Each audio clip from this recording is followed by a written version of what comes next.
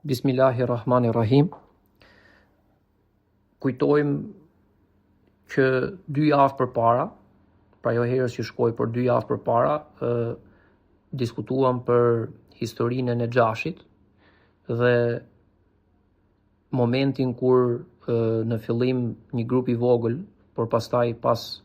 incidentit të Kisatul Garanik apo vargjeve satanike, drejt Abisinisë u nis një grup për rreth 80 vetash dhe tham që një ndër komentimet apo një ndër analizat që kronikanët e sirës i bëjnë këtij veprimi është që profeti sallallahu alaihi wasallam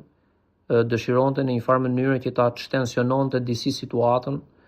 e krijuar deri në atë moment në qytet. Dhe pasi ndodhi kjo, ne folëm për 2 sahab, Sejid ibn Zeid dhe Abdullah ibn Mes'ud, për arsye që i kemi thënë se pse është e dobishme që të kemi edhe perspektivën e sahabëve si protagonist të dorës parë në shpalosjen e le të themi manifestimit 23 vjeçar të shpalljes. Është momenti të flasim për 2 gjëra, pra 2 ndodhi, 2 incidente, 2 konvertime të 2 sahabëve shumë të mëdhenj, të xhaxhait profetit sallallahu alaihi wasallam, Hamzës radiallahu anhu dhe të Umrit radiallahu anhu. Them që është me rëndësi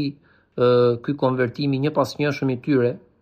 për 2 arsye, mund të jenë dhe më tepër, po 2 po përmendim. E para, të gjitha kronikat e sirës, të gjithë librat e sirës, këte e konsiderojnë si një kapitull më vete, dhe kur diçka konsiderohet si një kapitull më vete dhe shkëputet nga kronologjia e kapitujve të tjerë që përmbajnë informaciona apo dijeni të shumta, do të thotë që pesha e këtyre 2 konvertimeve ka qenë ndryshme nga ajo e konvertimeve të tjera, dhe se arsyeja e dytë, ajo që ndodhi pas këtyre 2 konvertimeve në qytet, në Mekë dhe në mënyrën se si Mekasit, Kurejshët filluan të silleshin ndaj profetit sallallahu alaihi wasallam, në veçanti ndaj Benu Hashimve në tërësi dhe ndaj gjithë muslimanëve në përgjithësi më pas, ishte e ndryshme krahasuar me rastet se si ishin sjell pasi ishin konvertuar në fenë e Zotit besimtar të tjerë. Që do të thotë më të mëdhenj se sa Hamza ka pasur besimtarë dhe ne i kemi përmendur një pjesë të tyre, më të mëdhenj se sa Umri për nga rëndësia dhe hierarkia është vetëm Ebu Bekri, dhe ne këtë e besojmë sepse kështu ka thënë profeti sallallahu alaihi wasallam, por konvertimi i një pas njëshëm i tyre solli një lloj, le të themi, shkundje për mirë nga ana e muslimanëve në kurriz të kurejshëve dhe jo besimtarëve. Historia e Hamzës tregohet që një ditë prej ditësh jemi në përfundim të vitit të 4 dhe në fillim të vitit të 5 të ftesës të daves. Një ditë Ebu Xehli sheh profetin sallallahu alaihi wasallam pranë Qabes dhe pas një shkak, kështu është perifrazimi i tekstit tek Ibn Hishami pa edhe këtë tjerët, fillon ta ofendoj. Dhe profeti zgjedh alayhis salam të mos t'i kthejë përgjigje, por nga ngjarja kuptohet që e tekalon, e tepron dhe e fyen shumë. Them nga ngjarja kuptohet, bëj një sqarim të vogël, shumë herë kur muslimanët janë përfshirë në situata të pakëndshme, sahabët që i kanë transmetuar këto histori i kanë kursyer detajet për, le të themi, arsye etike edhe të vetkuptueshme, dhe sidomos këto kanë ndodhur kur shenjestra ka qenë veti i dërguari i Allahut sallallahu alaihi wasallam. Dhe prandaj thuhet që Ebu Xehli, me i fjalë, me gjithë poshtërsinë që e karakterizonte, e ka ofenduar shumë. Profeti zgjedh që të mos t'i kthejë përgjigje dhe ngjarja përfundon me kaq. Ajo që ndodh është që pas disa, po them, orësh, pra brenda së njëjtës ditë, Hamza kthehet nga gjahu, është xhaxhai i profetit që domethënë ishte një gjuetar dhe një gjathtar me nam dhe ishte ndër gjuetarët dhe gjathtarët më të le të themi më të fuqishëm dhe më me zë në të gjithë qytetin. Transmetohet për shembull tek Ibn Hishami që bashkosit e tij thonin që ai mund të largohej 1 javë apo 2 javë nga qyteti dhe ja dilte të rrinte në mes të shkretirës pa kur far frike, dhe kur kthehej me kafshë të ndryshme që i kishte gjujt vetë, që do të thotë edhe në kohët tona të rish 1 javë për qark në natyrë dhe është e pa konceptueshme. Imagjino atëherë me fjalë pa urbanizim, pa energji elektrike,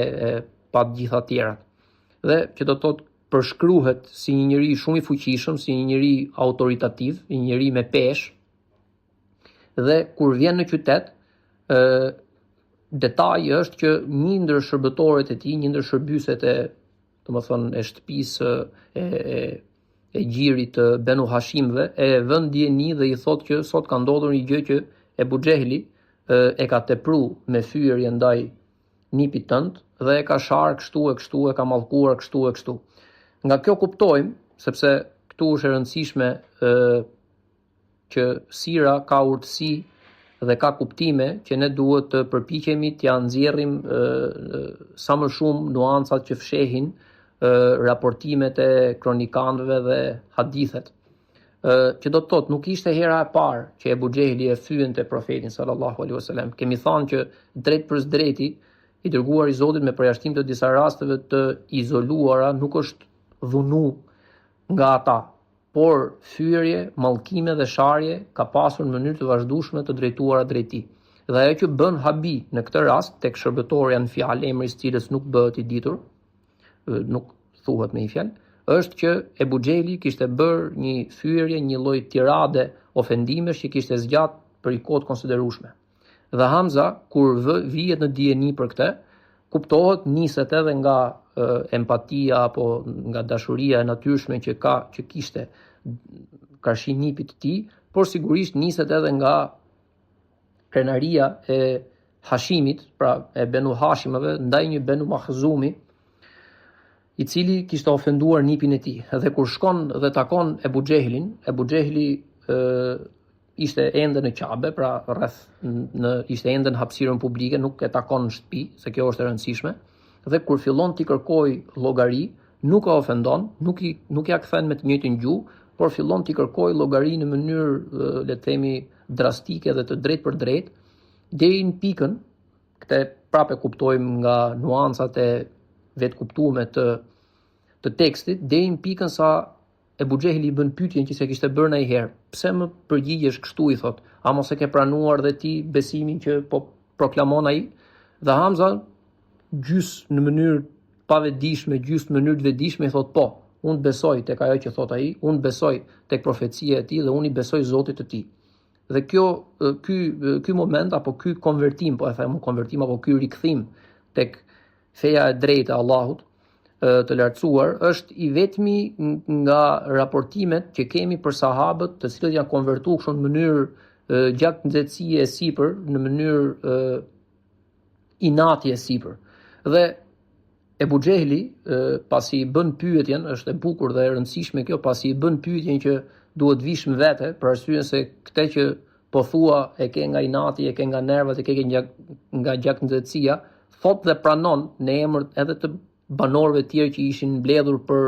të bërë më të mirën e mundshme për t'i ndarë, sepse praktikisht ishin duke u përleshur me grushta. Ebu Xehli pranon dhe bën një gjys skuze. Profeti sallallahu alaihi wasallam nuk është i pranishëm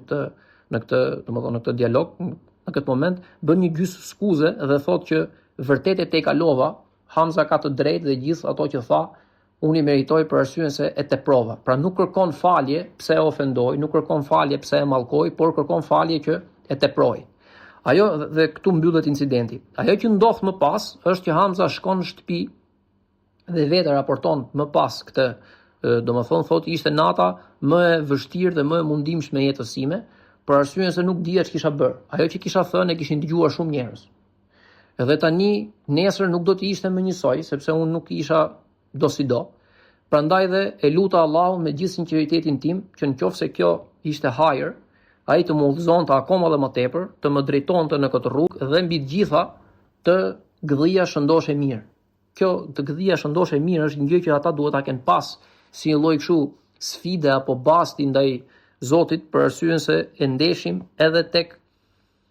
incidenti i rindërtimit të Qabes, që kur e goditi Walid ibn Mughira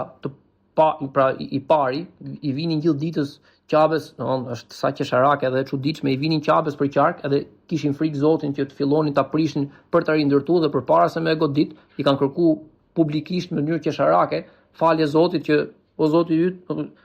Zoti ynë me i fjalë neve po e bëjmë këtë për të mirën tënde dhe mos na dëno për momentin sepse ne do ta bëjmë më të mirë dhe më të bukur. Dhe një ndër duat, një ndër lutjet që bën Walid ibn Mughira në këtë moment është që në qoftë se unë gëdhi nesër shëndosh e mirë, atëherë kjo është hajër dhe nuk do na gjej gjë. Dhe e gjithë frika e të tjerëve me fjalë që nuk patën guximin të bënin këtë lloj akti inicius ishte që ta shihnin gjallë dilte nga shtëpia e vet nesër dhe kur dolën e morën si shenjë pranimit veprës tyre nga ana e Allahut. Por këtë moment që flasim s'kishte as shpallje, nuk kishte as profet, se bëhet fjalë 5 vite përpara shpalljes, dhe ata ishin gjithë pafajshëm në marrëdhënien domethënë të paditur që kishin me hyjnoren. Dhe është e njëjta gjë që Hamza thotë më gëdhi shëndosh e mirë dhe në qoftë se kjo është hajër ma udhëzo zemrën akoma dhe më tepër. Ajo që pason është që shkon dhe e takon profetin sallallahu alaihi wasallam, e vën në dijeni, nuk kuptohet nëse profeti alaihi salam ishte vënë në dijeni paraprakisht nga një burim alternativ rreth kësaj që kishte ndodhur, por Hamza i kërkon, dhe këtu duket sinqeriteti i tij me i fjalë, i kërkon që ai ta ftoj akoma dhe më tepër në fenë e tij. Profeti sallallahu alaihi wasallam i flet për Kur'anin dhe i lexon Kur'an, nuk transmetohet siç është për shembull rasti i Umrit që kemi të bëjmë me surën Taha,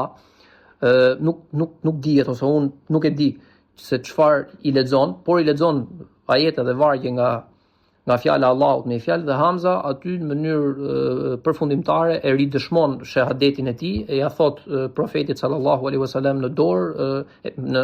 në sy me fjalë, e përqafon dhe në mënyrë përfundimtare bëhet musliman. 3 ditë apo 4 ditë pas kësaj ndodh një konvertim tjetër që ne javës që shkoi e përmendëm kalimthi edhe jo me fort detaje, por që sot do ta shterojmë në mënyrë disi më zgjeruar. Është konvertimi apo është përqafimi i fesë Allahut nga Umar ibn Khattab, që është një ndër ngjarjet më të mëdha të gjithë sirës profetike, sepse Umri nuk ishte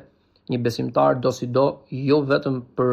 veten e vet në raport me Zotin ditën e gjykimit, por në raport me gjithë umetin dhe gjithë historinë e muslimanëve deri në kiamet. Për arsyen se Hamza është një gjë, por Umri është një gjë tjetër. Dhe me Umrin ka 2 ngjarje, të cilat njënën e kemi përmend kur kemi folur për disa nga ndodhit që raportohen të kenë ndodhur në vigjilje të fillimit profecisë, kurse një tjetër është që ka ndodhur në vitin e 2 apo të 3 të profecisë apo të 4, për pra 1 vit apo 2 vite nga momenti që po flasim. Ngjarja e parë është që Umri dëshmon disa vite përpara fillimit të shpalljes, pra kur profeti ishte gjallë, një blatim, një kurban që i bëhet në mes të qytetit një ndër idhujve, bëhet fjalë për një dele, dhe thot,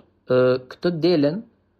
unë thot, pasi e pash që ajo u therë, ajo në mënyrë të çuditshme dëgjova një zë që ajo po fliste, që si ka mundësi që jeni kaq të paudhëzuar, mua më ka krijuar Allahu dhe këtë mish apo mua domethënë nuk ja blatoni atij, nuk ja bëni kurban atij, por ja bëni kurban idhujve. Dhe thot, është shumë afër koha kur do të vijë një paralajmërues dhe një përgëzues, një profet nga ai që t'ju shtjelloj ju, domethënë ajetet e tij, argumentet e tij, dëshmitë e tij. Dhe kjo është një gjë që e kanë raportuar edhe të tjerë, sepse të gjithë ata që ishin të pranishëm pasi e dëgjuan këtë, thanë që kjo është një magji e qartë, u larguan nga ajo dhe raportohet që atë mish nuk e kanë ngrënë. Te tregon edhe Ibn Hishami dhe e kam treguar ke një ndër ngjarjet ku kam thënë që çfarë domethënë transmetohet këtë ndodhur nga shenjat e profecisë në vigjilje të ardhjes së Xhibrilit alayhis salam. Dhe Umri thot gjatë gjithë kohës, dhe ky transmetim është tek kronikat e sirës, por nuk është tek hadithet, sepse duhet bëjmë një dallim. Hadithet janë ose fjalë të profetit sallallahu alaihi wasallam të drejtë për drejta, ose situata të cilat ai ka dëshmuar dhe ose me mimikën e tij ose me heshtjen e tij i ka miratuar. Që do të thotë, për shembull, po marr një shembull, ëndrat janë 1/46 pjesë e profecisë. Nuk është fjalë e profetit, është fjalë e Aishës radhiyallahu anha, nënës besimtarëve. Këtë e ka thënë në pranitë profetit dhe profeti këtë e ka pohu. Pse? Dhe e kam dhënë shpjegimin që 6 muaj profeti sallallahu alaihi wasallam ka pa ëndra të vazhdueshme dhe 6 muaj nga 23 vite është 1/46, ky është interpretimi dhe kuptimi i hadithit. Apo i dërguari i Zotit ishte Kur'an që ecte. Këtë nuk e ka thënë ai për veten, e ka thënë prap bashkëshortit e tij, që do të thotë nuk është fjalë e artikuluar nga vetë profeti, por fakti që ai e ka dëgjuar, e ka pohuar dhe e ka konstatuar vërtetësinë e saj, atëherë ky konsiderohet ke hadithet. Dhe ke librat e hadithit ka shumë fjalë që neve shohim që nuk i ka thënë profeti. Por edhe pse sallallahu alaihi wasallam, por edhe pse nuk thuhet në mënyrë verbale dhe të perifrazuar që i dërguari i Zotit alayhis salam ka qenë i pranishëm dhe ka konfirmuar këtë, nuk kuptohet që ai ose në momentin që flasim, pra në momentin që ka ndodhur fjala apo hadithi apo artikulimin fjalë, ose më prapa e ka konfirmuar vërtetësinë e saj, prandaj dhe një ngjarje e tillë hyn tek hadithet. Kurse ky rast i kësaj historie, Umri këtë mund ta ketë treguar edhe pa praninë e profetit, mund ta ketë treguar edhe pasi profeti ka ndruar jetë, apo mund ta ketë treguar edhe në praninë e profetit, por duke qenë se nuk ka të dhëna për një, le të themi, mbajtje qëndrimi apo verifikimi nga ana e profetit, ky nuk hyn tek hadithet, por është një ngjarje që kronikantë e sirës e kanë përmendur, por librat e hadithit dhe domethënë muhadithët nuk e kanë përfshirë për arsyeën se nuk plotson këtë kriter që thash, që është ratifikimi nga ana e profetit sallallahu alaihi wasallam, por është një gjë që tregohet. E ngjashme me këtë histori është një ngjarje e dytë, e cila është gjithashtu e këtill, nuk është pjesë e haditheve, por tregohet tek librat e sirës dhe e tregon vetë Umri në vetën e parë, dhe thotë një ndër netët kur unë isha duke kërkuar verë për të pirë, ishte vonë, kur nuk gjeta, mendova që për të larguar dëshpërimin apo inatin që nuk gjeta verë, mendova të bëj tawaf në Kabe. Ishte vonë, ishte natë, dhe kur dëgjova, domethënë Kur'an praktikisht, kuptova që aty ishte Muhamedi sallallahu alaihi wasallam. Dhe ishte duke lexuar Kur'an. Unë mendova që ky është një njeri i humbur dhe mendova që ai është njëra nga të treja që ne ja thonim çdo ditë, që është ose poet, që është ose magjistar, apo që është i çmendur, për arsyeën se nuk ka mundësi që kjo të jetë një transmetim nga qielli. Dhe transmetohet nga ai vetë, siç e thash, që profeti sallallahu alaihi wasallam ishte duke lexuar surën Haka dhe fundi i surës Haka është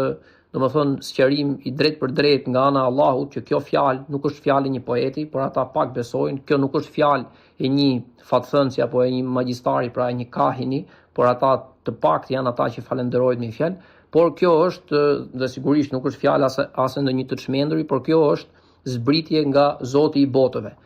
Kur dyshimet e mia, thot Umri, le të themi, merrnin kundërpërgjigjen fjalë pas fjalëve nga ato që ai thoshte në leximin e tij, aty kuptova dhe aty më kujtua kjo ngjarje e parë me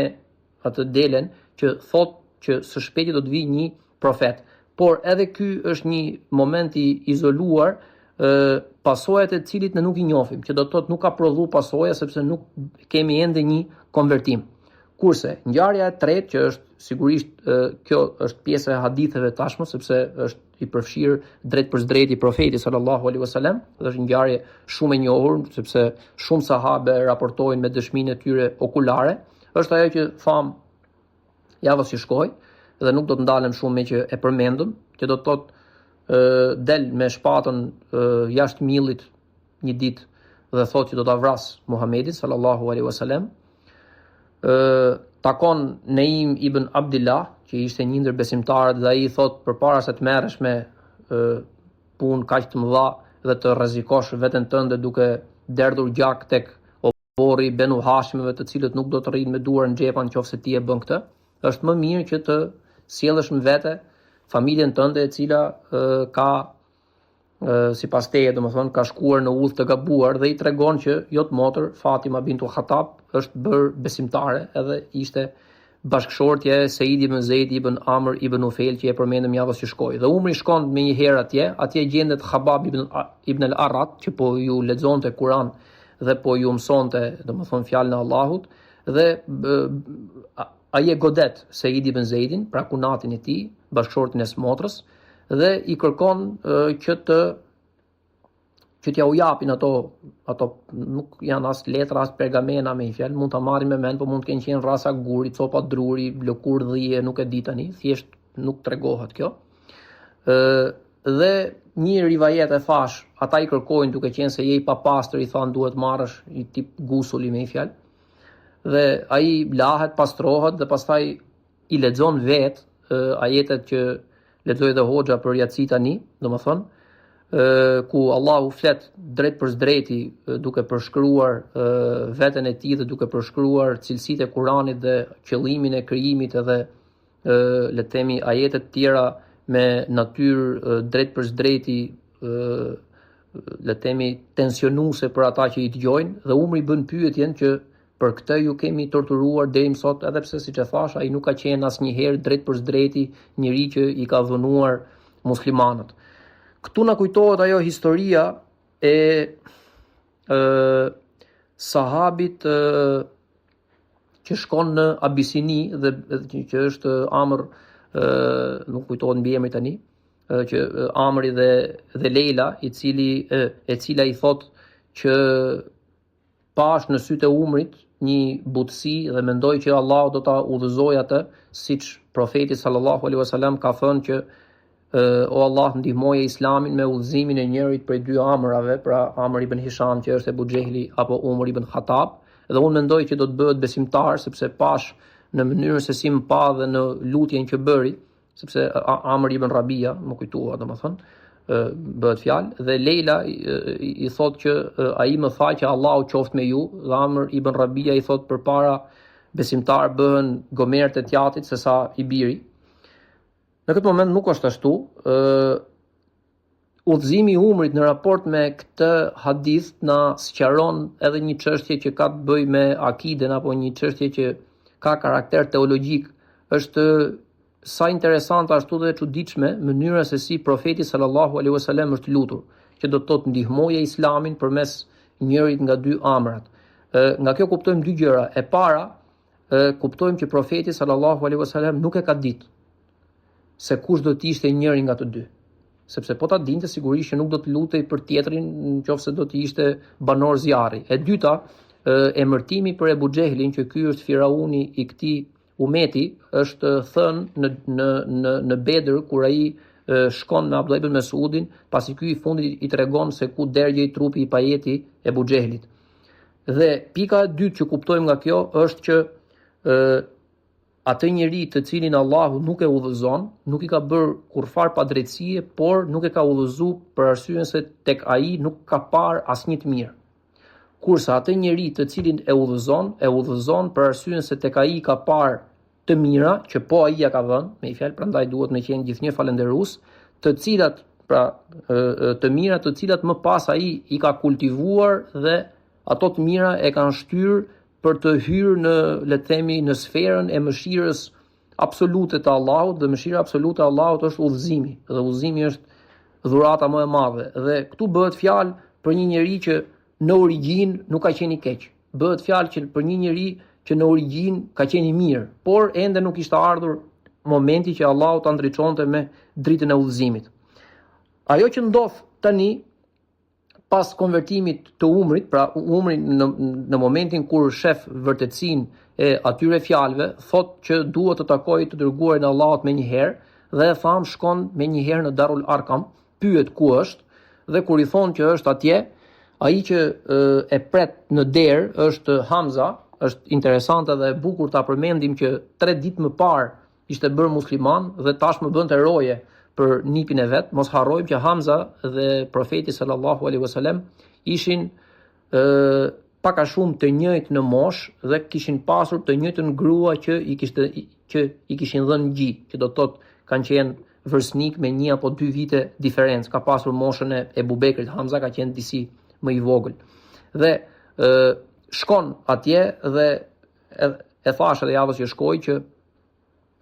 Hamza i thot të dërguarit Allahut sallallahu alaihi wasallam, në qoftë se ka ardhur për hajër, ne do të mundohemi që t'i japim më të mirën, në qoftë se ka ardhur për sherr, me atë shpatë që e ka nxjerr jashtë, po me atë shpatën e vet do ta vrasim.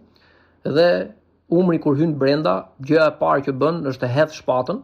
që ata të bindeshin që nuk kishte ardhur për keq me i fjalë, shkon e përqafon të dërguarin e Allahut. Është një ndër momentet më emocionuese të sirës, për arsyeën se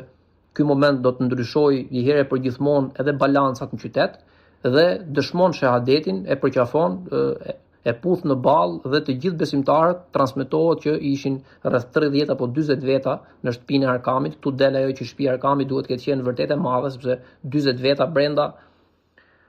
janë me vërtet shumë dhe ata kanë bërë tekbire. Edhe ky është një lloj bekimi që Umri ka, për asnjë nga besimtarët, nga sahabët e tjerë nuk raportohet janë bërë kaq shumë tekbire siç janë bërë për Umrin kur ai ka përqafuar fenë e Allahut.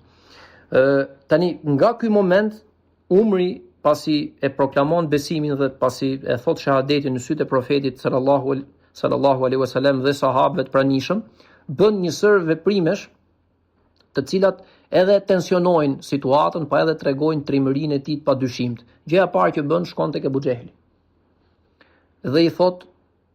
dua të takoj, transmetohet që ka qenë aty momenti për pak përpara mesditës, kur ato kanë të ashtu quajtur në periudhë kohore të Kailulës që pushojnë, sepse është shumë nxehtë me fjalë, me orën i bi 12 apo 1. Dhe Abu Xehli e fton, mos harrojmë, është e rëndësishme,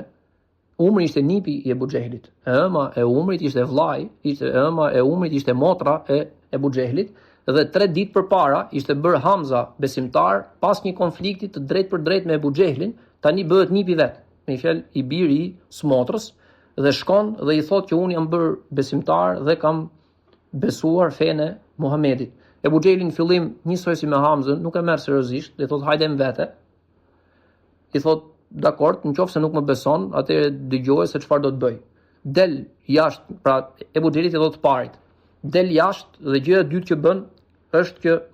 shkon në shtëpinë e njërit, transmetohet një njeri quhej Xhemil, dhe ky Xhemili, thot Taberiu edhe Ibn Hishami, ishte një ndër ata njerëz që paguheshin për të shpërndar lajme. Edhe ishte tip tellalli. Dhe ky tregonte dhe ky me këtë mbahej sa më, le të themi, të fuqishme apo të çuditshme të ishin ato që thoshte, aq më shumë para merrte, me fjalë aq më sensacionale, breaking news, si më than, dhe i thot, o Xhemil, unë jam bërë besimtar, a ka mundësi të tregosh gjithë qytetit? Dhe Xhemili aq kërkonte, del jashtë dhe e pagun biles, e pagun, është ky detaj i bukur, e pagun dhe Xhemili fillon dhe vërtet që shkon drejt Qabes ishte, domethënë, zemra e qytetit, zemra Kasabas, dhe shkon edhe thot, domethënë,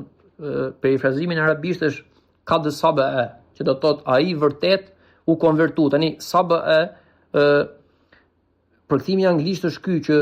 sabianët ishin ata të cilët ishin besimtarët midis periudhës së ehlul fetrës, që do të thotë nga Isa alayhis salam tek profeti sallallahu alaihi wasallam, që i përmend Allahu në Kur'an edhe në disa vende, sidomos në surën Muhammed. Por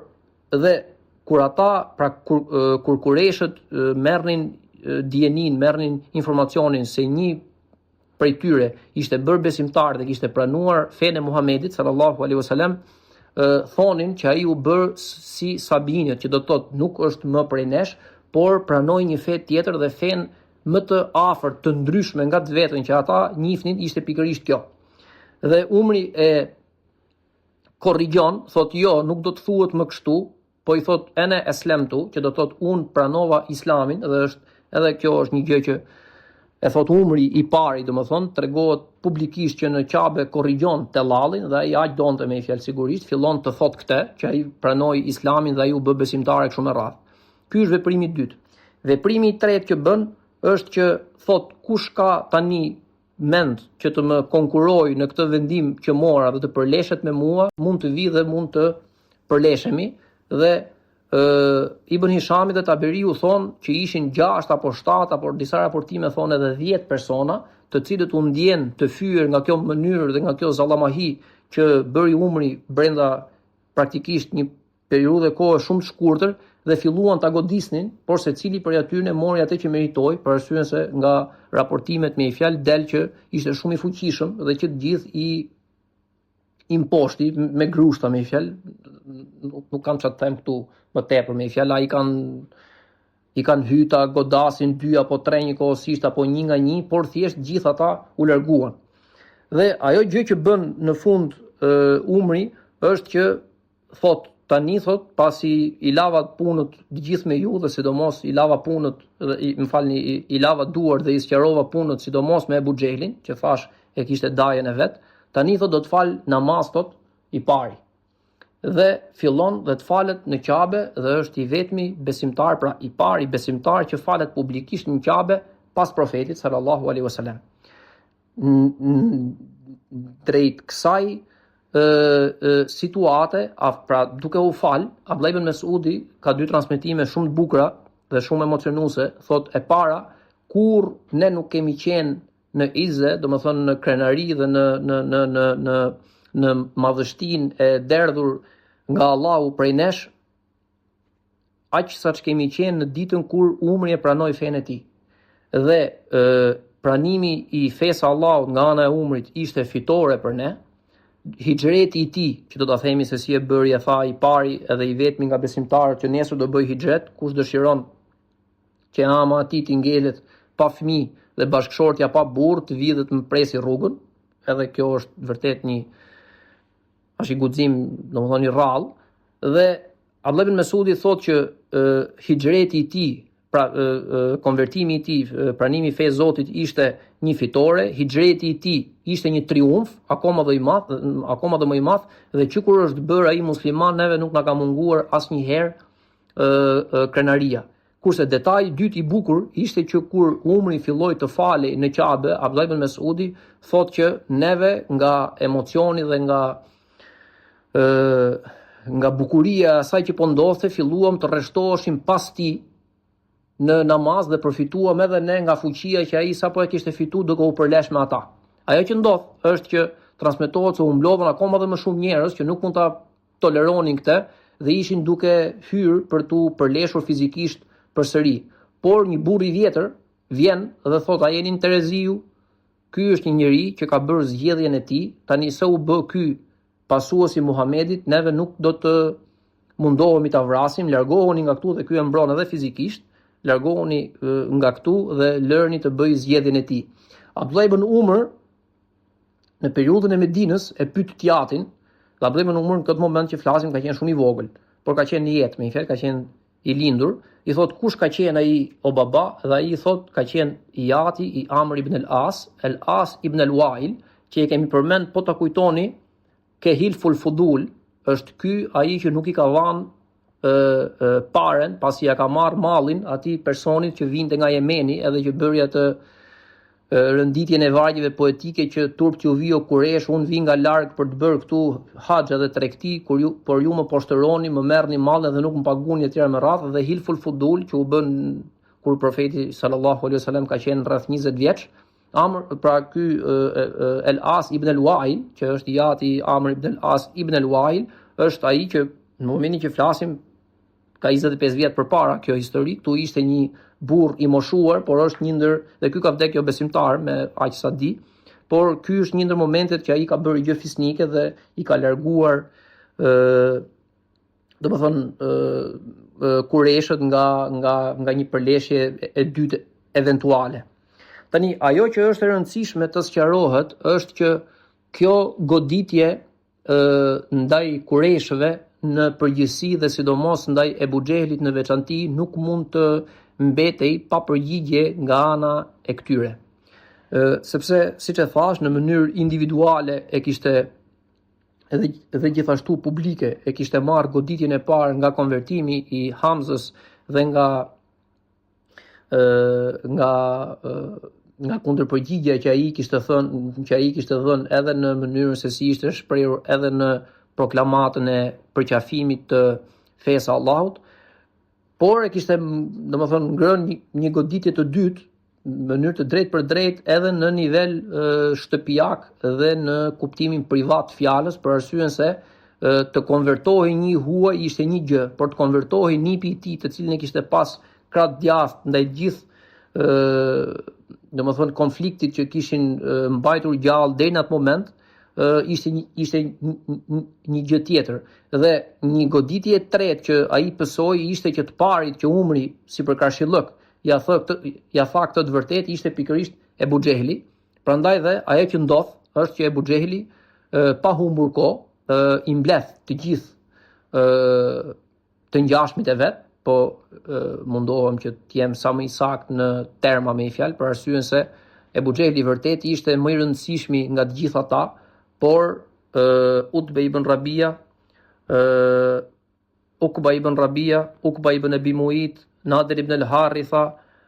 Tuejme ibn Adi, e të ngjashëm me këta ishin, apo Umeja ibn Sufjan, Umeja ibn Khalef, të gjithë këta ishin të së njëjtës kategori dhe të së njëjtës, le të themi, përshtirësi në mënyrën se si ishin duke e sulmuar profetin sallallahu alaihi wasallam, sepse do vi moment ndoshta një ditë tjetër do flasim për ata që quhen, le të themi, kundërshtarët që karakterizoheshin nga një lloj elegance, por këta nuk ishin të moshës, po themi, gjysmë të thyer, por ishin kryesisht fëmijët e këtyre. Dhe për shembull Suhejl ibn,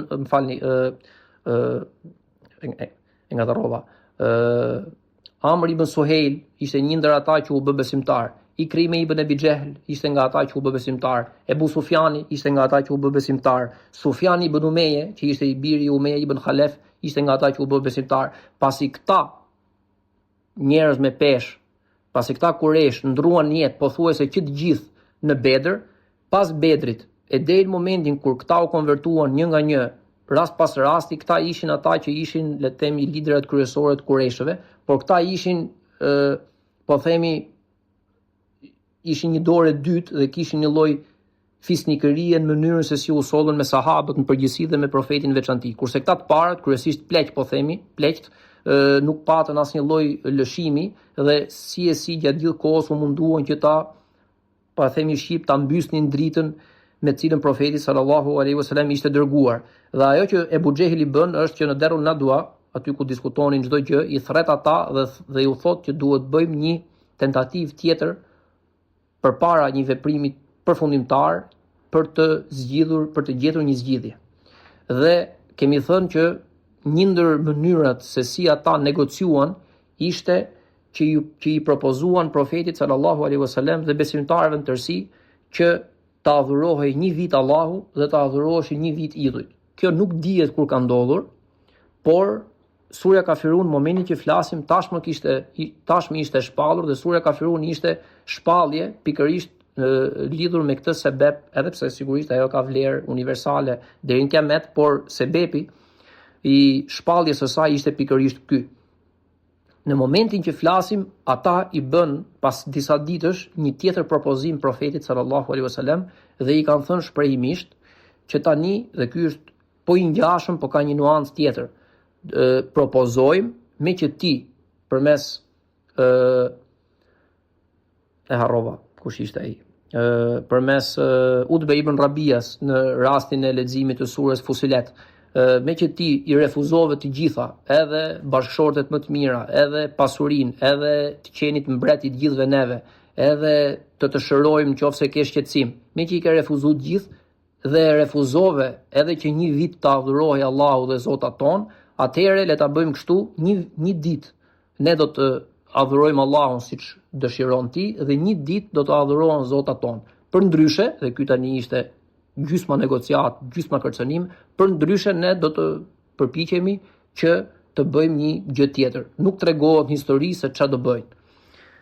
Lidhur me këtë propozim, dhe këtë e tregon Ibn Hishami, e tregon edhe Ibn Kathiri, lidhur me këtë propozim, Allahu shpall në surën Kalem ajetet 5, 6 apo 7, ku thot, ata thot jo besimtarët kërkojnë që ti të bësh lëshime dhe pranojnë thotë që edhe ata të bëjnë lëshime dhe ka të bëj pikërisht me këtë situatë dhe profeti sallallahu alaihi wasallam nuk domethënë sigurisht që refuzon, nuk e negocion këtë dhe i thot drejt për drejti që Allahu dhe ja u përshkruan Allahu me cilësitë dhe me emrat e tij më të bukur dhe më fisnik dhe thot nuk ka negociat se kur do të adhurohet, ne nuk kthehemi në adhurimin e idhujve, neve pranojmë që vetëm Allahu të adhurohet dhe kjo bie si mundësi. Gjëja e dytë që ndodh pas kësaj është që po në deru nedua Ebu Xehli, sepse tashmë e kishte edhe personale, e kishte situatën më të vështirë sa tjerët, thot që unë do ta vras në mënyrë të drejtë për drejtë dhe do ta vras vetë. Dhe ju a thot, dhe këtë nuk e thot në mënyrë private, po e thot në publik, dhe thot nesër do të marr një gur, në qoftë se vjen dhe falet në Qabe, do t'ja hedh në kokë. Ngjarja është ky është hadith, jo vetëm tek kronikat e sirës, por edhe ke librat e hadithit. E merr një gur, i afrohet profetit sallallahu alaihi wasallam në momentin kur ai bie në sejdë. Një ndër shpjegimet që bëjnë dietarët është që rukut dhe sejdet e profetit alayhis salam ishin relativisht të gjata, krahasuar me sigurisht ibadetin ton, dhe ai kishte kohë që edhe ta merrte gurin, e kishte përcaktuar se kush gur ishte, pra e kishte nda veç, kishte kohë edhe t'i afrohej dhe kishte kohë edhe ta godiste. Por në momentin kur i afrohet disa hapa, me një moment kthehet mbrapsht, e hedh gurin në tokë dhe largohet. Profeti nuk reagon dhe nga historia kuptojmë që nuk e kupton se kjo ka ndodhur. Dhe ngjarja vazhdon me dy raportime. Në fillim pyesin Ebu Xehlin se çfarë ndodhi dhe Ebu Xehli thot pash një deve thot e cila në momentin kur u afrova aq sa mpat e hapi gojën në një lloj mënyre sa po të vazhdoja dhe pak do të më shqynte të gjithën, pata frikë, e lash gurin dhe erdha. Besimtarët më pas të nesërmen i thonë profetit sallallahu alaihi wasallam që ka ndodhur kjo, po ti nuk ishe i vetëdijshëm, dhe prandaj është hadith ky, i dërguari Allahu thot ajo deve ka qenë Xhibrili, sepse në Qabe un lutem me Xhibrilin dhe Xhibrili më mbron mua nga ata. Ky është momenti i dytë. Momenti i tretë është që ata mblidhen, pra këtu kemi një lloj qartësie kronologjike sepse janë ngjarje që raportohen që kanë ndodhur afër. Momenti i tretë është kur ata mblidhen në Derun Nedua dhe thonë që do të bashkohemi bashk, do të japim para për gjakun e tij dhe do të bëjmë një përpjekje që të gjejmë dikë tjetër jashtë qytetit që ta vrasi Muhamedit sallallahu alaihi wasallam dhe duke e vrarë një tjetër, neve atij personit tjetër me i fjalë do t'i japim paratë e gjakut, ajo që quhet dije me i fjalë, dhe ai do ta shpaguaj. Por nuk bëhet e ditur se kush prej tyre thotë që kjo është një gjë me zarar, por propozojmë që ne të shkëpusim çfarëdo lloj lidhje me Benu Hashimët dhe t'i izolojmë në mënyrën e tyre që Ebu Talibi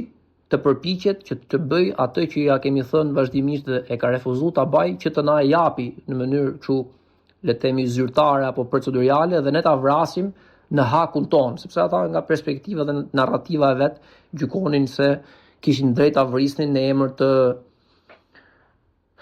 status quo-s, në emër të së shenjtës tyre, në emër të idhujve, në emër të idealeve kështu me radhë. Dhe në këtë moment, e këtij momenti, e këtyre ditëve apo e këtyre javëve është shpallja e ajetit 67 tek surja Al-Maide, ku Allahu i thot profetit sallallahu alaihi wasallam që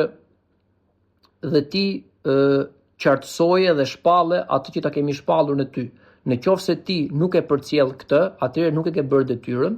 dhe Allahu të mbron ty prej tyre. Ky është një ndër ajetet ku Allahu drejt për drejti e përgëzon me le të themi mbrojtje nga ana e tij dhe këtu profeti sallallahu alaihi wasallam pra merr një lloj garancie që Allahu të mbron ty prej tyre, që do të thotë sigurisht që ty vdekja do të vi, por ata nuk mund të dëmtojnë dhe kjo është shpallje. Në këtë moment Ebu Talibit nga Ebu Xehli i bëhet e ditur vendimi që ata kishin marrë. Dhe vendimi që kishin marrë ishte që ju do të vazhdoni të jetoni në Mekë, por ne ju nuk do t'ju shesim asgjë, ju ke ne nuk do të blini asgjë, ju nuk do të bëni asnjë lloj marrëdhënie, pra tregtare, ekonomike, familjare me ne, dhe ne që nga ky moment nuk do të martohemi me ju, pra as burra ta nuk do të marrin vajza tek Benu Hashimët, jo vetëm Benu Hashimët, edhe Benu Hashimët, edhe Benu Abdul Muttalib, sepse Benu Abdi Menaf, që është fisi i madh i Kureshëve, kishte disa nënfise me fjalë dhe dy kryesorët që ishin afër me njëri tjetrin ishte Benu Abdul Muttalib dhe Benu Hashim, ka ku ishte edhe profeti. Dhe Ebu Talibi nuk e, le të themi, nuk e pranon dot këtë lloj poshtërimi, raportohet që mblidhen të gjithë Benu Hashimët dhe diskutojnë se çfarë të bëjnë. Ata nuk i detyruan që të largohen nga qyteti, por ju thanë, marrëdhënie ekonomike me ne nuk keni, martesa nga ne nuk keni dhe nuk do të bëjmë as edhe një lloj dialogu apo shkëmbimi fjale me ju, që do të thotë do të rrini në qytet, sepse s'kemi ku ju çojmë, nuk ekziston ende kuptimi i një deportimi apo internimi, është shumë i vonë dhe shumë modern, por do të qëndroni këtu dhe transmetohet që Ebu Talibi, te tregon Ibn Hishami me shumë detaje, edhe Taberiu edhe Ibn Kathir janë ngjarje që kanë, le të themi, raportime të shumta, jo vetëm për vërtetësi ndodhje, por edhe për kronologji. Ebu Talibi diskuton me profetin sallallahu alaihi wasallam dhe thotë që është më e udhës që ne të largohemi nga qyteti dhe të shkojmë në një tip lugine apo rrafshnalte që ne Benu Hashimët e kemi në pronësinë tonë dhe kemi nga Abdul Mutalibi. Mund ta përfityrojmë të gjitha familjet apo të gjithë njerëzit në përgjithësi, pra të paktën vendasit, duhet të kenë pas toka, edhe duhet të kenë pas lugina, edhe duhet të kenë pas vende dhe zabele, me fjalë, për arsyen se ata e kanë thënë ishin 1000 e pak banor në momentin kur filloi shpallja, gjitha i gadishull arabike dhe sot duket i pan, me fjalë jo më atëre, dhe profeti sallallahu alaihi wasallam e konfirmon dhe e pranon këtë lëvizje dhe thot atëherë është më mirë që të largohemi nga qyteti. I vetmi nga Benu Hashimët që e refuzon këtë është Ebu Lehebi. Hamza shkon me ata, Abasi shkon me ata dhe një numër i madh besimtarë shkojnë me ata edhe pse nuk ishin Benu Hashim. Kjo është e rëndësishme për të theksuar, nuk shkuan që të gjithë, një pjesë e madhe besimtarëve që ishin edhe të konvertuar të fshet, është ende herët për me fol për hijretin dhe për detyrimin që ata kishin për të larguar nga qyteti, por një pjesë e tyre që dijeshin besimtar nuk u larguan nga qyteti dhe nuk shkuan në këtë luginën që bëhet fjalë. Ka dhe një emër e lugina, pas më kujtohet tani. Pra ajo pjesa e tokës ku qëndruan. Një pjesë e besimtarëve nuk dijeshin që ishin besimtarë dhe qëndruan në shtëpitë e tyre, sigurisht nuk kishin detyrimin për të larguar. Profeti sallallahu alaihi wasallam nuk raportohet ke detyrua askënd që të shkonte me ta. Por të gjithë Benu Hashimët me përjashtim të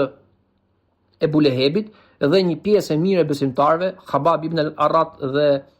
Bilal ibn Abi Rawaha, është një pra këta të dy është e sigurt që kanë qenë, sepse këta kanë raportime në vetën e parë që flasin për vështirësitë e këtij bojkoti, pra u larguan nga qyteti dhe shkuan atje. Ka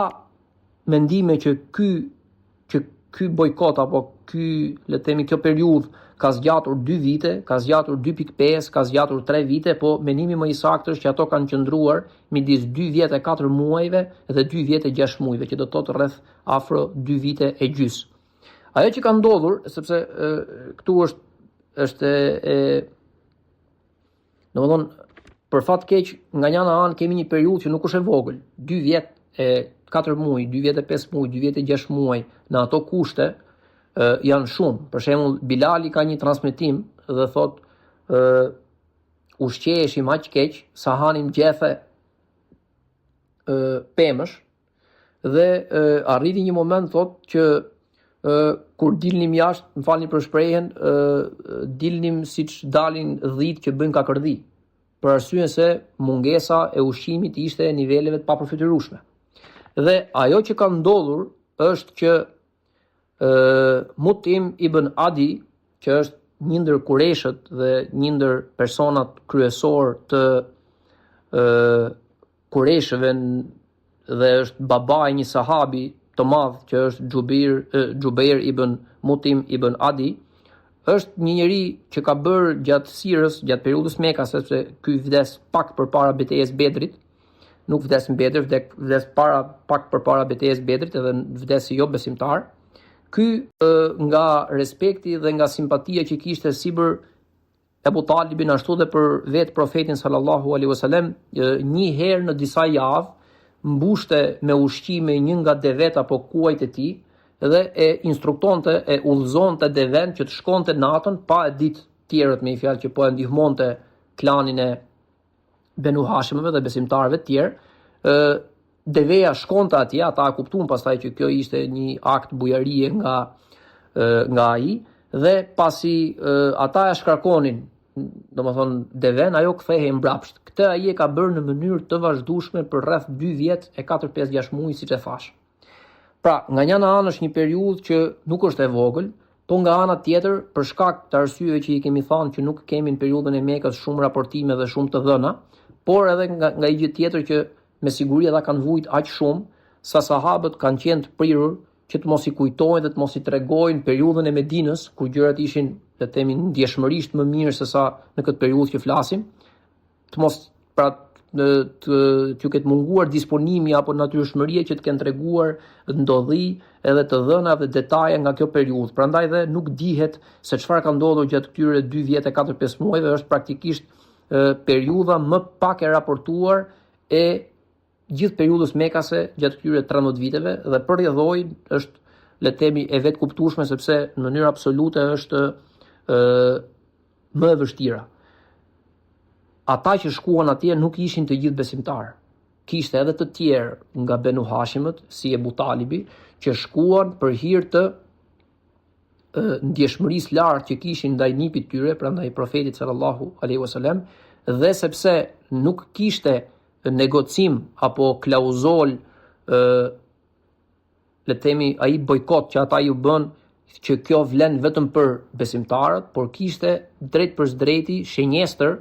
para së gjithash Ebu Talibin dhe të ngjashmit si ai, që do thotë edhe jo besimtarët nga ana e Kurejshëve, sepse para së gjithash nuk e kishin me vetë profetin sallallahu alaihi wasallam, Ebu Xehli flas, por e kishte me Ebu Talibin që nuk po lëshonte pe dhe nuk po ja ushiste drejt për drejti, ky është termi që duhet përdorim atyre. Në këtë kuptim, ajo që raportohet është që profeti sallallahu alaihi wasallam vinte në qytet shumë rrallë,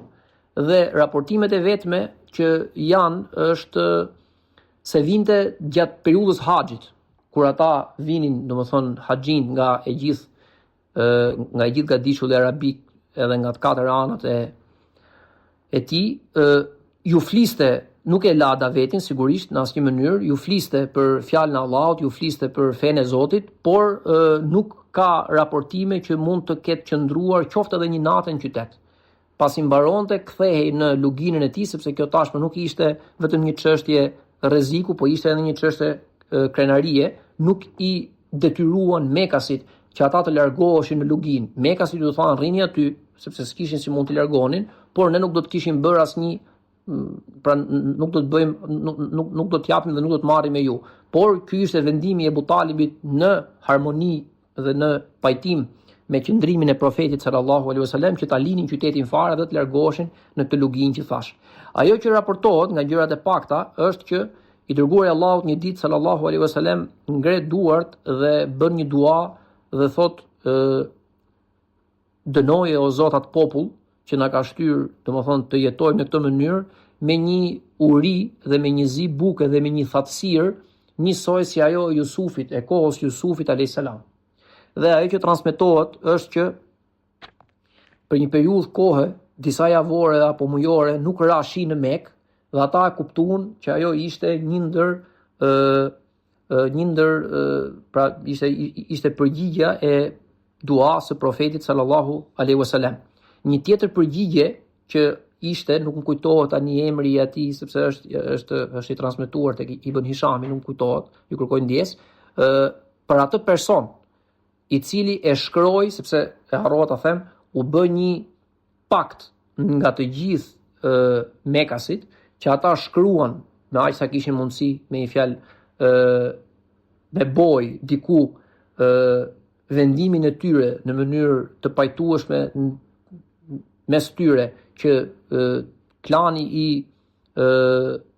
Benu Hashimëve nuk do të jepte dhe nuk do të merrte më me ne dhe ne nuk do të marrim, nuk do të japim më me ta, dhe kur e nënshkruan, po përdori term modern sepse nuk kishin firma me fjalë, po kur e nënshkruan dhe kur ranë të gjithë dakord, ata e mbyllën këtë dhe këtë e nënshkruan në emrin e Allahut dhe sigurisht nuk pranuan që të bëhej Bismillahirrahmanirrahim, sepse ata nuk e pranonin këtë, po than Bismike Allahume, që do thotë në emrin tënd, o Zoti ynë. Sepse Allahun ata e njihshin si autoritet, ne e kemi sqaruar këtë, por sigurisht kishin pa udhëzinë e ndërmjetësimit pa lishëm përmes idhujve. Dhe ai që e ka shkruar, sepse ato ishin të pakt ata në qytet që dinin me shkruajt me fjalë, por ai që e ka shkruar me dorën e tij këtë, po themi, dokument, edhe pse është fjalë e sforcuar dokument, se nuk është dokument, pa ai që e ka shkruar këtë, ndaj tij profeti sallallahu alaihi wasallam bëri dua kundër që t'i thahej dora dhe atij është thar dora. Dhe pasi ai është paralizuar në dorën e tij që e shkruajti, ndodh kjo që është uria edhe thatësira ku ata po kishin vështirësi që të jetonin. Kjo është një gjë e dytë. Një gjë e tretë është që Zuhair ibn Abi Umayya ishte një ndër fisnikët e Mekës, jo musliman, që kishte miqësi me Hashim ibn Amr. Mos e ngatroj me Amr ibn Hashim. Amr ibn Hashim është Ebu Xehli. Hashim ibn Amr ishte i biri i Atika ibn Abdul Muttalib. Atika është halla e profetit sallallahu alaihi wasallam dhe kemi thënë ka dy halla, Safijen dhe Atikën, dhe Atika është ajo që shikon atë ëndrrën që do ta përmendim kur të vi vigjilja e betejës Bedrit. Dhe Atika kishte një djalë dhe ky ishte Hashim ibn Amr. Zuhair ibn Abi Umayya ishte mik i Hashim ibn Amr dhe Zuhairi i thot një gjë, që kjo nuk shkon më. Kjo është një turp për të gjithë ne dhe nuk mund t'i lëm ata që janë pjesë e jona, pjesë e Kureshëve, pjesë e gjakut ton të jetojnë në atë mënyrë. Dhe Hashim ibn Amr thot, unë e di, por nuk mund të ndërmjetësoj unë tek Ebu Xehli edhe ke Utba ibn Rabia dhe ke Walid ibn Mughira të ngjashmit e tyre, për arsye se në thonjza jam në konflikt interesi. Unë jam i ngjashëm me ata, jam nipi, ky ishte një ndër ata, domethënë që nuk mund të ndërmjetësonte për arsyen se do të akuzohej për në thonjza ndërmjetësim për gjakun e vet. Dhe thot, nëse bën ti këtë, thot, atëherë unë do të përkrah, thot, por nëse fillon një iniciativa për thyrjen e bojkotit dhe për shkatrimin e marrëveshjes nga ana jote, do të ketë më shumë besueshmëri dhe më shumë shanse për të arritur rezultat. Dhe të dy këta përpiqen që të gjejnë aleat të tjerë që janë pro domethënë prishjes së bojkotit, dhe sigurisht të parin që gjetën ishte Mutim ibn Adi. Mutim ibn Adi do ta përmendim edhe mas 1 apo 2 javësh kur të flasim për incidentin e Taifit, që i ofron mbrojtje profetit sallallahu alaihi wasallam, dhe Mutim ibn Adi është ai, e kam thënë disa herë, po e përsëris edhe këtu, që profeti thot në betejën e Bedrit, në përfundim të betejës Bedrit për ato 70 e ca të burgosurit, thot, nëse Mutim ibn Adi do të ishte gjallë, një fjalë e tij do të mjaftonte që unë t'i liroja të gjithë këta pa kur far shpagimi. Dhe kjo është fjalë shumë e madhe për arsyen se për 2 vjet e disa muaj ai në mënyrë të vazhdueshme ju ka dërguar, siç e thash, deve plot me ushqim dhe fal kësaj, domethënë ata kanë mundur me një fjalë të mbijetojnë, sepse nuk ka raportime që mund të ketë vdekur ndonjëri prej tyre, por për fat keq, pak kohë, javë apo muaj nuk e di, pak kohë pas kësaj ngjarje, brenda një vitin, pra brenda pak kohësh, ndrojnë jetë edhe Ebu Talibi, edhe Khatili radiallahu anhu, sepse në këtë moment që flasim ishin të martuar dhe edhe ajo ka qenë pjesë e bojkotit. Dhe Mutim ibn Adi, që i ndihmonte fshehurazi besimtarët dhe gjithë Benu Hashimët, tregohet bujar dhe thot, po, edhe unë ju bashkëngjitem juve. Dhe dikush tjetër ishte Ebul Bukhturi, që gjithashtu ishte një njeri fisnik, të cilin do ta përmendim në vigjiljet e betejës Bedrit, kur profeti sallallahu alaihi wasallam ju thot besimtarve që Abbasin, që ishte, do ta themi si e qyshe tek dhe pse është në krahun përballë, Abbasin një dhe Abul Bukhturi nuk duhet t'i prekni dhe nuk do t'i keni kurrë në shenjestër. Nëse ju dalin përpara, mbrohuni prej tyre, por mos i godisni, që do thotë Mir Abasi, që është xhaxhai vet, po Abul Bukhturi pse? Sepse ai është një ndër ato persona që ju bashkangjitet këtij le të themi enturazhit vogël, këtij grupit vogël që do të në emër të drejtësisë do të ndërmjetësonte tek Kureshët për prishjen e bojkotit. Dhe Zuhair ibn Abi Umayya bashkë me Hashim ibn Amr, bashkë me Abul Bukhturin, bashkë me Mutim ibn Adi shkojnë një ditë dhe sigurisht bëjnë një lloj inskenimi, ngjarja është e raportuar dhe është e vërtetë, është e saktë, në një fjalë, bën një lloj inskenimi dhe i thonë në Derun Nadwa, mes të Qabes, mes ditës, ditën për diell praktikisht, i thonë Ebu Xehlit që po flasin njerëzit poshtë e lart për këtë turp që kemi bërë ndaj gjakut ton, ndaj të ngjashmeve ton, ka ardhur momenti që këtë bojkot ta prishim, sepse jemi në vigjilje të prishjes, që do thotë kanë kaluar 2 muaj, më falni, 2 vite e disa muaj, është periudhë vërtet e gjatë me fjalë. Dhe Ebu Xehli thotë jo, thotë nuk do ta prishim, për arsyeën thotë se ne ram të gjithë dakord dhe ne nënshkruam të gjithë dhe ju e dini shumë mirë që në atë dokument që e kemi futur brenda në Qabe janë, le të themi, pajtimet e të gjithëve ne, dhe aty thotë Hashim ibn Amr, thotë jo, nuk ram dakord, ti thot me disa re dakord, po ka dhe që nuk ram dakord dhe unë nuk kam rënë dakord. Dhe aty Mutim ibn Adi thot as unë nuk kam rënë dakord. Dhe aty Abul Bukhturi as unë nuk kam rënë dakord. Ato 4 ishin praktikisht dhe ka dhe të tjerë thonë që nuk janë dakord, por në një farë mënyre nuk duan konflikte me ju, por nuk është se jemi në unanimitet dhe në ujdi të gjithë që kjo të vazhdoj, nuk ishim as në fillim, prandaj dhe neve kërkojmë që kjo të prishet. Nga raportimet dhe nga transmetimet nuk del që kjo ka ndodhur menjëherë, por ngjarja në fjalë pritet apo konvergon, si më thon, nga një komunikim që profeti sallallahu alaihi wasallam i ka thënë Ebu Talibit, ose shumë pak kohë pas kësaj, ose le të themi një herazi me këtë, dhe i thotë që Zoti im më ka thënë që nga i gjithë dokumenti, nga i gjithë le të themi materiali ku janë shkruar emrat e kureshëve që kanë qenë dakord për bojkotin ton, Allahu ka dërguar insekte dhe miza që i kanë ngrënë ato me përjashtim të emrit të tij Bismike Allahume, që do thotë në emrin tënd o Zoti ynë. Dhe Ebu Talibi e beson. Tu është një lloj çështje e holl teologjike me fjalë që si ka mundësi që Ebu Talibi konsiderohet ndër jo besimtarët kur ka besuar gjëra të tilla, që ai ka qenë edhe profet, që ka besuar edhe këtë moment praktikisht që është i gjë kështu shumë në mënyrë eksplicite që vjen nga gajbi, por është temë gjatë që po të ndalemi këtu, pra bëjmë një lloj diversioni me natyrë teologjike që nuk ka vend këtu. Dhe Ebu Talibi thot unë e pranoj dhe po ta besoj këtë që po thua, por i bie që të rrezikoj dhe të vë bast me ata, që të shkoj dhe t'ju them që në qoftë se kjo nuk është e vërtet, atëherë unë do t'ja u dorëzoj nipin tim. Por në qoftë se kjo është e vërtet, atëherë bojkoti mbaron këtu. Këtë ja ka thënë profetit sallallahu alaihi wasallam dhe profeti sigurisht ka pas yakin të sigurt edhe të plot ke që Allahu i ka komunikuar në mënyrën e tij, sepse nuk ka ndonjë mënyrë, pra nuk ka ndonjë hadith apo nuk ka ndonjë jetë që flet për këtë, por profeti ka thënë këtë dhe ne këtë e besojmë. Dhe i thot vazhdo, fol me ta sepse Allahu më ka thënë të vërtetën dhe kjo është e vërtetë. Kur ata kanë dëgjuar këtë propozim nga Ebu Talibi, kanë thënë ne këtë nuk e besojmë, por ti thon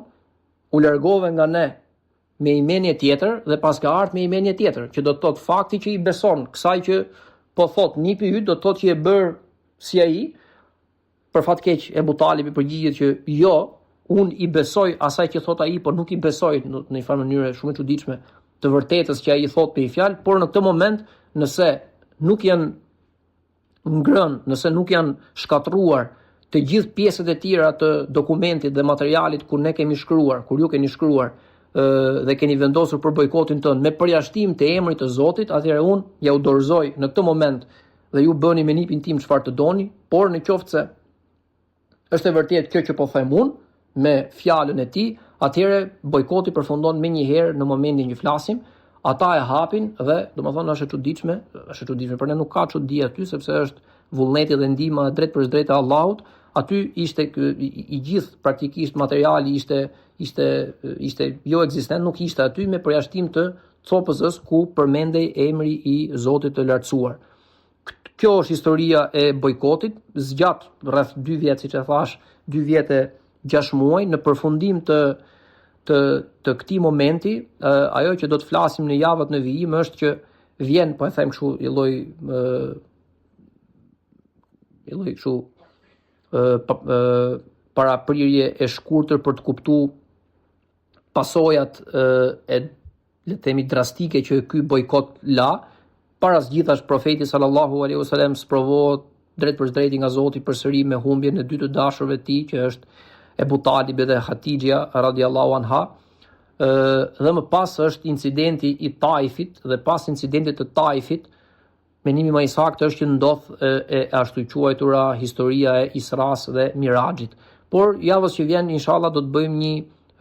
po themi gjys analize me karakter politik se çfarë ndryshon pas përfundimit të bojkotit, për arsye se me vdekjen e Ebu Talibit, profeti, këtë e lexojmë në përsirat ndryshme, po e kemi bërë një lloj analize dikur, po do ta riqercojmë prap. Profeti praktikisht sallallahu alaihi wasallam mbetet pa mbrojtje, dhe çfarë do të thotë që të mbetesh pa mbrojtje. Them që ta ndërpresim këtu, edhe javës që vjen do të vazhdojmë me pikat që thash.